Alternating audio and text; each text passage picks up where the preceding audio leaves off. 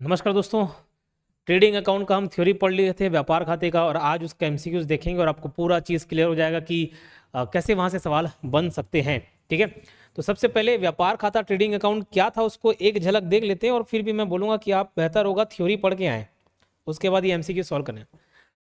तो लाइन से 3 अकाउंट बनता है। ट्रेडिंग अकाउंट यानी कि व्यापार खाता, फिर बनता है प्रॉफिट एंड लॉस अकाउंट, लाभ हानि खाता, और एक होता है बैलेंस शीट, तुलन पत्र। ठीक, सबसे पहले बनता है ट्रेडिंग अकाउंट। अगर पूछा जाए पीएनएल अकाउंट के पहले बनता है, जी हाँ। पीएनएल अकाउंट ट्रेडिंग अकाउंट के बाद बनता है, जी हाँ। ठीक, तो ये क्रम को आप याद रखेंगे। ट्रेडिंग अकाउंट से हम लोग ग्रॉस प्रॉफिट या ग्रॉस लॉस निकालते हैं। ठीक है, ग्रॉस प्रॉफिट या gross loss. Profit and loss account से नेट प्रॉफिट या नेट सेल्स निकालते हैं, और ये तो मैच करते हैं एसेट लायबिलिटी। ठीक है, इस बात को भी आप याद रखेंगे। तो यही सबसे पहला सवाल है, what is the main objective of trading account. Trading account यानी कि व्यापार खाता का मुख्य उद्देश्य क्या है। तो इसका मुख्य उद्देश्य होता है ग्रॉस प्रॉफिट और ग्रॉस लॉस निकालना, नेट प्रॉफिट नहीं, बैलेंस शीट बनाना नहीं। ठीक है, कैलकुलेट ग्रॉस प्रॉफिट या gross loss. Trading account is prepared for, व्यापार खाता किसके लिए तैयार किया जाता है, वही सकल लाभ या हानि निकालने के लिए। अब ये बता दो, तीसरा, ट्रेडिंग अकाउंट कब तैयार किया जाता है, before trial balance. Trial balance का कोई रोल देखे क्या नहीं, बैलेंस शीट के बाद देखे क्या नहीं, आफ्टर प्रॉफिट लॉस की बिफोर प्रॉफिट लॉस। लाभ हानि खाता से पहले बनाया जाता है, लाभ हानि खाता से पहले बनाया जाता है। ट्रेडिंग अकाउंट इज द, देखो जब ट्रेडिंग अकाउंट की हम बात कर रहे थे तो उसमें हमने देखा कुछ पॉइंट्स मैंने बोला उस पर नोटिस करना। जैसे ट्रेडिंग अकाउंट एक नॉमिनल खाता है, नाम मात्र खाता है, ये याद रख लेना बोला। क्लोजिंग स्टॉक जो है वो दो जगह एंट्री होता है, एक बैलेंस शीट में जाता है सेट के रूप में, और क्लोजिंग स्टॉक को हम राइट साइड लिखते हैं यानी कि क्रेडिट साइड लिखते हैं ट्रेडिंग अकाउंट में। ये दोनों चीज़ हम पढ़े थे। तो फिलहाल trading account is a nominal account ये पढ़ चुके हैं। ट्रेडिंग अकाउंट कैसा है, व्यापार खाता कैसा है, एक नाम मात्र खाता है, नॉमिनल अकाउंट है। निम्न में से कौन सा ट्रेडिंग अकाउंट के डेबिट पक्ष में जाता है। तो भाई ट्रेडिंग अकाउंट अगर मैं बनाऊं तो इधर क्या आता है भाई बताओ, बाई सेल्स, और इसमें सेल्स रिटर्न रहेगा है ना, by sales, sales return minus होके डलेगा। उसके बाद अच्छा, कभी ना माइनस यहाँ सेल रिटर्न ना हो के सेल रिटर्न को इधर लिख दें तो भी चलेगा, एक ही मतलब है, इधर से माइनस ही होगा। ठीक है, तो बाई सेल्स आएगा, इधर बाई क्लोजिंग स्टॉक आता है, इधर क्या आएगा, टू ओपनिंग स्टॉक, फिर टू परचेज खरीदी पहले आएगा, टू डायरेक्ट एक्सपेंस आएगा। ठीक है, और ये सब माइनस करने के बाद अगर प्रॉफिट बच रहा है तो ग्रॉस प्रॉफिट इधर आएगा, और अगर लॉस हो जाता है तो ग्रॉस लॉस इधर आता है।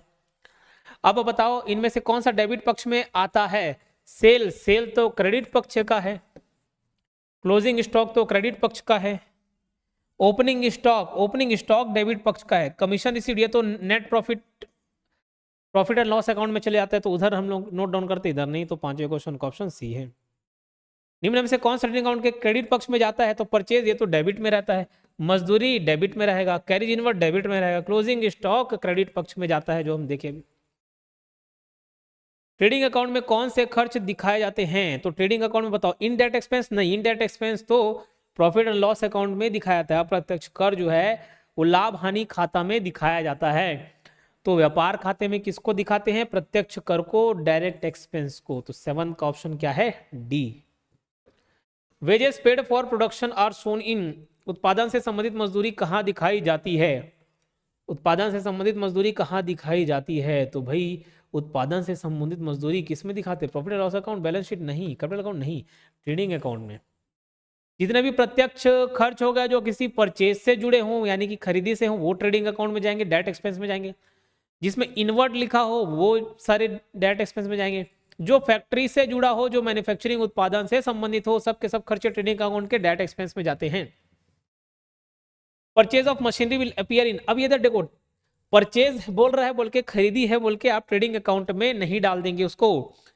जो हम ट्रेडिंग अकाउंट में खरीद और बिक्री करते हैं ना, वो माल का होता है, गुड्स का होता है, जिसका हम डेली लेन देन कर रहे हैं, व्यापार कर रहे हैं। लेकिन जैसे अगर मैं कोई कपड़े दुकान वाला हूं तो मेरे लिए फर्नीचर एसेट है, संपत्ति है। लेकिन अगर मैं खुद फर्नीचर बेचने खरीदने वाला हूं तो मेरे लिए फर्नीचर संपत्ति नहीं हो जाएगा, वो मेरे लिए माल हो जाएगा, गुड्स हो जाएगा। ठीक है, तो नॉर्मल सामान जिसको हम लोग को खरीदना बेचना है उसका ट्रीटमेंट अलग होता है, और जो एसेट संपत्ति वाला उसका ट्रीटमेंट अलग होता है। तो मशीनरी खरीदने तो ट्रेडिंग अकाउंट मिल जाएगा, ये हमारा बैलेंस शीट में दिखेगा एसेट साइड में। ठीक, 9 का सी। क्लोजिंग स्टॉक कहां अपीयर होता है? तो मैंने बताया, देखो एक अलग से पॉइंट थ्योरी वाले में जब हम देखे थे तो ट्रेडिंग अकाउंट नॉमिनल अकाउंट है, ये पढ़ना था आपको। क्लोजिंग स्टॉक का दो जगह ट्रीटमेंट होता है, एक ट्रेडिंग अकाउंट में तो दिखता ही दिखता है, और बैलेंस शीट के एसेट साइड में भी दिखेगा। और याद रखना क्लोजिंग स्टॉक जो होता है ना, उसको जो परचेज वैल्यू है, मतलब जो ओरिजिनल जिसका वैल्यू है वो, या मार्केट प्राइस, दोनों में से जो कम हो उस पर रिकॉर्ड किया जाता है आमतौर पे। Gross profit is transfer to, सकल लाभ किस खाते में स्थानांतरित किया जाता है? तो ग्रॉस प्रॉफिट फिर किस में जाता है भाई? पीएनएल अकाउंट में। ट्रेडिंग अकाउंट मत मार देना, ट्रेडिंग अकाउंट से ग्रॉस प्रॉफिट निकलता है, लेकिन फिर इसको आगे कैरी फॉरवर्ड करते हैं किसमें? प्रॉफिट एंड लॉस अकाउंट में। अगर debit side of trading account exceeds credit side, it result in, बताओ ट्रेडिंग अकाउंट का डेबिट पक्ष ज्यादा हो तो क्या होगा? लॉस होगा, प्रॉफिट होगा। ये डेबिट साइड होता है, ये क्रेडिट साइड होता है। इधर जोड़ के 1.5 लाख रुपए आ गया, और इधर मात्र इधर का टोटल 1 लाख रुपए है, तो यहां पर हमको 50,000 का लॉस हो जाएगा ना, ग्रॉस लॉस होगा। तो डेबिट पक्ष अगर ज्यादा हो जाएगा तो क्या हो जाएगा? लॉस हो जाएगा। क्या हो जाएगा? Loss. Which of the following is not a direct expense, निम्न में से कौन सा प्रत्यक्ष खर्च नहीं है? तो कैरेज इनवर्ड, ढुलाई खर्च, ये तो होता है पूरा एक फॉर्मेट, कल बताया था थ्योरी वाले क्लास में, उसको आपको नोट डाउन करना है। ठीक है, वेजेस मजदूरी ये भी है, ठीक है, कैरेज इनवर्ड है, ढुलाई खर्च है, मजदूरी है। इंपोर्ट ड्यूटी, आयात शुल्क, ये भी है। ऑफिस रेंट ये इनडायरेक्ट एक्सपेंस है, अप्रत्यक्ष कर है, तो ये आपका डायरेक्ट एक्सपेंस नहीं है। ठीक है, ये डायरेक्ट एक्सपेंस नहीं है, इनडायरेक्ट एक्सपेंस है, अप्रत्यक्ष कर है। ठीक, अच्छा, इसके अलावा मैं आपको बताना चाहूंगा, अगर आप उप अंकेक्षक का कोर्स खरीदना चाहते हैं तो आपको जानकारी दिख जाएगा। ये वीडियोस खैर यूट्यूब में भी डलेगा, कोर्स में भी डलेगा, कुछ यूट्यूब में भी मैं डाल देता हूँ वीडियोस, तो ध्यान रखना। अगर आपको कोर्स परचेस करना है तो 8770123687 इस नंबर पर कॉल करके अधिक जानकारी ले सकते हो, या एप्लीकेशन में डायरेक्ट आप परचेस कर सकते हो ऐप के माध्यम से। एकदम आपकी तैयारी तगड़ी हो जाएगी। ठीक है, और मैं बता दूं, ये अकाउंट्स वाला जिसमें पोर्शन इंक्लूड हो जाता है ना, जिसमें कॉमर्स मांग देता है, उसमें कॉम्पिटिशन 90% खत्म हो जाता है, 90% खत्म। सिर्फ कॉमर्स वाले बच जाते हैं 10%, और उसमें भी हर कॉमर्स वाला ना बच्चा ये इधर की तैयारी नहीं करता है। जो अच्छा पढ़ने वाला है वो सीए सीएस ये सब में चले जाता है, जो नहीं पढ़ने वाला है वो कॉमर्स ले रहे हैं तो उनसे ऐसी कॉम्पिटिशन खत्म हो जाता है। बीच वाले जो बचते हैं ना, बहुत कम कॉम्पिटिशन रहता है, तो उसमें भी आपको और तगड़ी तैयारी करनी है इस प्रकार के क्वेश्चंस, क्योंकि मेन अकाउंट्स का ही खेल है। ठीक है, तो आप परचेस कर सकते हो वहां से। नेट सेल का मतलब क्या होता है? शुद्ध विक्रय का अर्थ क्या है? नेट सेल, तो नेट सेल मतलब होता है जो हमने बेचा, विक्रय किया वो तो, और विक्रय वापसी हुआ हो, तो सेल्स माइनस सेल्स रिटर्न को ही हम नेट सेल्स बोलते हैं। नेट परचेज का क्या मतलब होता है? नेट परचेज का मतलब होता है परचेज जो हमने खरीदी किया और जो खरीदी वापसी कर दिए, भेज दिए, होता है। तो purchase minus purchase return. Trading account किसकी जानकारी देता है? तो efficiency of buying and selling, कितना हम खरीदे बेचे वो सब। अंतिम खातों में सबसे पहले कौन सा खाता तैयार किया था? Final account. अंतिम जो खाते होते हैं तो 3 चीज तो बनते हैं भाई, trading account, profit loss, balance sheet में। सबसे पहले ट्रेडिंग अकाउंट बनता है, दूसरा लाभ हानि खाता, और तीसरा तुलन पत्र बैलेंस शीट। ठीक, तो सबसे पहले कौन सा खाता? Trading account. कौन सी मद ट्रेडिंग अकाउंट में गलत होगी? बताओ। ओपनिंग स्टॉक आता है ट्रेडिंग अकाउंट में? जी बिल्कुल आता है, डेबिट साइड। परचेज जी बिल्कुल डेबिट साइड आता है। वेजेज जी बिल्कुल डेबिट साइड आता है। एडवर्टाइजमेंट एक्सपेंस जो है इनडायरेक्ट है, अप्रत्यक्ष कर है, और ये कहाँ आएगा? ये आएगा आपके प्रॉफिट एंड लॉस अकाउंट में। कहाँ आएगा? प्रॉफिट एंड लॉस अकाउंट में, लाभ हानि खाते में चले जाएगा। तो 18वें का डी आंसर है। कॉस्ट ऑफ गुड्स सोल्ड में क्या शामिल होता है? तो कॉस्ट ऑफ गुड्स सोल्ड यानी कि जो सामान बेचा गया उसकी लागत, उसका फॉर्मूला क्या होता है बताओ? ओपनिंग स्टॉक, हाँ कि ना, जो प्रारंभिक स्टॉक है, प्लस खरीद यानी कि परचेज, प्लस जितने भी प्रत्यक्ष खर्च हैं, प्रत्यक्ष व्यय है, डायरेक्ट एक्सपेंस, माइनस क्या करते हैं? क्लोजिंग स्टॉक, तब जाके आपका कॉस्ट ऑफ गुड्स सोल्ड निकल कर आता है। ठीक है, तो opening stock, purchase, direct expense, ये सब इस फॉर्मूले का आंसर होगा, क्वेश्चन का आंसर होगा। Trading account mainly deal with, trading account किससे डील करता है? इनकम एक्सपेंस से नहीं, एक सामान होता है और डायरेक्ट एक्सपेंस से, बस उसी से ही डील करता है। सामान की खरीद बिक्री और प्रत्यक्ष कर, उसी को ही इंक्लूड करते हैं। अब देखो कुछ प्रत्यक्ष मतलब कुछ थोड़े न्यूमेरिकल्स फॉर्म के भी क्वेश्चंस आ सकते हैं और यहाँ से पूछे जाते पूछे गए हैं। ठीक है, तो इसको भी हम लोग देख लेते हैं। ओपनिंग स्टॉक 10,000 है, परचेस 40,000 है, क्लोजिंग स्टॉक 8,000 है, तो कॉस्ट ऑफ गुड सोल्ड।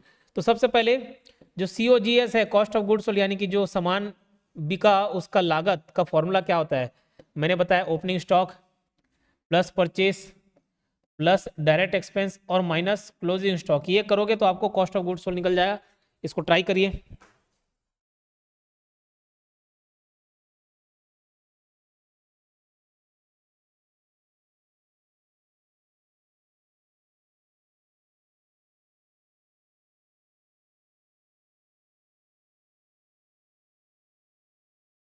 और ये देखिए बाजू में आपको सहकारिता उप अंकेक्षक का जो डिटेल दिख रहा है, आपकी जानकारी के लिए है। आप हेल्पलाइन नंबर 8770123687 इस नंबर पर कांटेक्ट करके और अधिक जानकारी हासिल कर सकते हैं और कोर्स परचेस कर सकते हैं। डायरेक्ट एप्लीकेशन से भी परचेस कर सकते हैं, आपकी एकदम तैयारी मजबूत हो जाएगी। ठीक है, सिलेक्शन सुनिश्चित करना है, उसको अंदर जितना कंटेंट है उसको पढ़ लेना काफी रहेगा। चलो, उम्मीद करता हूँ ये बना लिए होगे आप। बताओ, हमको कॉस्ट ऑफ गुड्स सोल्ड निकालना है। ओपनिंग स्टॉक कितना है दी, 10,000। परचेज कितना है, खरीदी कितना है, 40,000 है। प्रत्यक्ष कर दिया है क्या, प्रत्यक्ष कर नहीं दिया तो उसको छोड़ दो, है ना, प्रत्यक्ष कर नहीं दिया तो उसको छोड़ दो, क्या दिक्कत। 8,000 क्लोजिंग स्टॉक है। अब जोड़ो 10 + 40 50,000, 50,000 माइनस 8,000 आ जाएगा आपका 42,000। तो जो सामान बिका है उसका लागत कितना है, 42,000 है। कितना, 42,000। तेल 60,000 है और कॉस्ट ऑफ गुड्स सोल्ड 45,000 है, तो ग्रॉस प्रॉफिट। तो हम कल 3 फॉर्मूले मुख्यतः देखे थे। कितने फॉर्मूले देखे, तो मुख्यतः 3 फॉर्मूले देखे थे। कॉस्ट ऑफ गुड्स सोल्ड का देखा, फिर ग्रॉस प्रॉफिट निकालने के भी अलग अलग तरीके थे। तो देखो, ग्रॉस प्रॉफिट यानी कि सकल लाभ निकालने का क्या फॉर्मूला था, सकल लाभ निकालने का फॉर्मूला था सेल्स, मतलब जितना सामान बिका और उसकी लागत क्या है, तो COGS, cost of goods sold. अरे यही तो निकलेगा। मान के चलो मैं 120 रुपए में किसी सामान को बेचा और उस सामान को बनाने या खरीदने में लागत कितनी आई थी, 100 रुपए, तो मैं ही तो बोलूंगा कि ये जो 20 रुपए मेरा लाभ है, बस वही तो sales minus cost of goods sold, cost. अरे हम नॉर्मल मैथ्स में कैसे पढ़ते हैं, selling price minus cost price, यही तो प्रॉफिट निकलता है, बस वही फॉर्मूला तो है। अब ये बताओ यहां पर आपको क्या निकालना है, ग्रॉस प्रॉफिट निकालना है। सेल कितने का है, 60,000, और लागत कितने का है, 45,000 का, तो 15,000 आपका प्रॉफिट निकल जाएगा। ग्रॉस प्रॉफिट, सकल लाभ कितने है का, 15,000 का। ठीक है, 15,000 का प्रॉफिट निकल गया। If gross profit is 8,000 and sales are 50,000 then cost of goods sold is. देखो, यदि सकल लाभ 8,000 है और विक्रय 50,000 है तो कॉस्ट ऑफ गुड्स सोल्ड क्या होगा। तो अभी देखो, GP ग्रॉस प्रॉफिट बराबर क्या देखे थे, sales minus cost of goods sold, gross profit. तो ग्रॉस प्रॉफिट इस बार बता दिया गया है 8,000, सेल बताया गया है 50,000, minus cost of goods sold, यही निकालना है जी। कॉस्ट ऑफ गुड्स सोल्ड जो माइनस इधर आकर प्लस हो जाएगा COGS, ये 50,000 इधर ही रहने दो और ये माइनस 8,000 हो जाएगा, ये आ जाएगा आपका 42,000। ठीक, चलो अब यहां पर ये थोड़ा बेहतरीन क्वेश्चन है, थोड़ा सा और कैलकुलेशन इसमें इन्वॉल्व है। ठीक, अब आपको ग्रॉस प्रॉफिट निकालना है, सेल बता दिया गया है। तो देखो, opening stock, purchase, direct expense, closing stock, ये सब दिया हुआ है। इससे मैं सबसे पहले क्या निकाल लेता हूँ, कॉस्ट ऑफ गुड्स सोल्ड निकाल लेता हूँ, जो लागत है वो निकाल लेता हूँ। इसका फॉर्मूला क्या होता है, opening stock plus purchase plus direct expense minus closing stock, ये रहेगा, तब जाके हम कॉस्ट ऑफ गुड्स सोल्ड लागत निकाल सकते हैं। तो लागत निकालो भैया, ओपनिंग स्टॉक कितना है, 15,000 है। प्रॉफिट, परचेज कितना दिया, परचेज दिया 35,000। प्रत्यक्ष खर्चे, प्रत्यक्ष व्यय कितना दे दिया गया, 5,000। और क्लोजिंग स्टॉक बताया गया कितना, 10,000। तो 15 + 35 50,000, 50 + 5 55, 55 में से 10,000 घटाओगे कितना आ जाएगा, 45,000। तो जो लागत है कॉस्ट ऑफ गुड्स सोल्ड है, लागत वो कितना आ गया, 45,000। अब मुझे ग्रॉस प्रॉफिट निकालना है। तो ग्रॉस प्रॉफिट के लिए क्या फॉर्मूला होता है, सकल लाभ के लिए, लाभ के लिए फॉर्मूला है सेल्स माइनस जो लागत है, जितने बिक्री हुई माइनस क्या करना है आपको, जो लागत है सामान बेचने का। तो सेल्स मुझे बता दिया गया है कितना, 60,000, और लागत मैंने निकाला है कितना, 45,000। तो 60 में से 45,000 घटाऊंगा, कितना आएगा? 15,000 आएगा। कितना? 15,000 रुपये आएगा। तो 24वें क्वेश्चन का ऑप्शन हो जाएगा ए, 15,000। ग्रॉस लॉस कब होता है? देखो लॉस कब होगा? लॉस, मुझे ये बताओ, अगर मैं 150 रुपये में सामान बेचता हूँ, ये मेरा सेलिंग प्राइस है, विक्रय मूल्य, और मेरी लागत आती है 100 रुपये, तो मुझे बताओ 50 रुपये फायदा होगा कि नहीं होगा? 100 रुपये का आइटम को 150 में बेच दिया, 50 रुपये फायदा। लेकिन ये ठीक उल्टा हो जाए, बेचा जरूर मैंने 150 में, लेकिन उसकी जो लागत थी ना वो 200 रुपये की थी। तो भैया 200 रुपये का सामान को आप 150 में बेचोगे तो 50 रुपये लॉस है। तो जी हाँ, जब ग्रॉस लॉस कब होता है, सकल हानि कब होती है? जब हमारा लागत बढ़ जाता है, लागत ज्यादा हो जाता है, किससे? सेल्स से, विक्रय मूल्य से। ठीक, cost is greater than sale. Closing stock is valued, ये एकदम ईवीएमपी पॉइंट है, कॉस्ट और market price whichever is lower. ठीक है, ऑप्शन सी, कॉस्ट और मार्केट प्राइस विच एवर, यानी कि जो लागत है या बाजार मूल्य जो भी कम हो, इसका हिंदी बता देता हूं, लागत या बाजार मूल्य जो भी कम हो उसमें क्लोजिंग स्टॉक को बनाते हैं। क्लोजिंग स्टॉक 12,000 है, यदि समापन स्टॉक 12,000 है तो यह किस में क्या करेगा बताओ मुझे? ये बताइए, ट्रेडिंग अकाउंट में, ये ट्रेडिंग अकाउंट में दो पक्ष होते हैं, एक डेबिट साइड हो गया, क्रेडिट साइड हो गया। इधर क्या क्या आता है? By sales, by closing stock, यही आता है। इधर क्या आता है? टू ओपनिंग स्टॉक आता है, इधर परचेज आता है, खरीद, इधर डी आता है, डायरेक्ट एक्सपेंस। अब क्लोजिंग स्टॉक के होने से प्रॉफिट बढ़ेगा कि नहीं बढ़ेगा? जी बिल्कुल, इधर का जितना आइटम ज्यादा होते जाएगा ना उतना प्रॉफिट हमारा बढ़ते जाएगा, और इधर का जितना आइटम ज्यादा होते जाएगा प्रॉफिट कम होते जाएगा, यानी कि प्रॉफिट घटेगा। तो क्लोजिंग स्टॉक अगर 12,000 है तो ये ग्रॉस प्रॉफिट को बढ़ाएगा। ठीक है, और अगर, ठीक है वो अलग सवाल हो गया। Carriage inward of 2,000 will be added to, carriage inward 2,000 रुपए, 2,000 रुपए की जो ढलाई खर्च है, ढुलाई खर्च, वो किस में जुड़ेगा? कॉस्ट ऑफ गुड्स सोल्ड में जुड़ेगा। क्यों? अरे मैंने 50,000 रुपए का सामान खरीदा और 10,000 रुपए उसको लाने ले जाने में खर्चा कर दिया, तो ये मेरा लागत बढ़ गया कि नहीं बढ़ गया? 10,000, तो कॉस्ट ऑफ गुड्स सोल्ड, यानी कि जो सामान बिका उसकी लागत बढ़ जाएगी। अब देखो जैसे 29वां क्वेश्चन, सेल 80,000 है और ग्रॉस लॉस 5,000 है, तो लागत कितना होगा? अब 75 मत कर देना, 85,000। क्यों? जब मुझे ग्रॉस प्रॉफिट निकालना होता है तो मेरा फॉर्मूला रहता है sales minus cost of goods sold, ये होता है ग्रॉस प्रॉफिट निकालना होता है तो। ठीक है, इतनी सी बात समझ आई। अब यही चीज ग्रॉस लॉस हो जाए तो ग्रॉस लॉस में क्या होता है? कॉस्ट, भैया कॉस्ट ऑफ गुड्स सोल्ड ये ज्यादा हो जाता है और सेल्स कम हो जाता है, तो ये फॉर्मूला बस उल्टा हो जाता है और कुछ खास नहीं। तो ग्रॉस लॉस अगर 5,000 है, कॉस्ट ऑफ गुड सोल्ड ये मुझे निकालना है COGS, और माइनस सेल्स कितने का है? 80,000 का है, तो COGS मेरा कितना निकल के आ जाएगा? ये माइनस है, उधर जाके प्लस हो जाएगा, तो ये 85,000। कॉस्ट ऑफ गुड सोल्ड कितना हो गया जी? 85,000। ठीक है, trading account shows, trading account क्या दर्शाता है? तो buying and selling of goods, है ना, तो जितना सामान की खरीदी बिक्री हो रही है वही दर्शाता है। ठीक है, और फिर से मैं बता दूं, जो कोर्स खरीदना चाहते हैं 8770123687 इस नंबर पर आप कांटेक्ट करके जानकारी ले सकते हो, दी जानकारी। बाकी हमारा एप्लीकेशन है Yogendra Sahu classes, Yogendra Sahu classes app, वहाँ से डायरेक्ट आप परचेज कर सकते हो। उसके अलावा बाजू में और आपको अलग जानकारी, एक्स्ट्रा जानकारी मिल जाएगी उस कोर्स की, तो आप वहाँ से भी जानकारी लेकर परचेज कर सकते हैं, और ये आपके तैयारी में बहुत काम आने वाला है। मिलते हैं फिर किसी वीडियो में, धन्यवाद।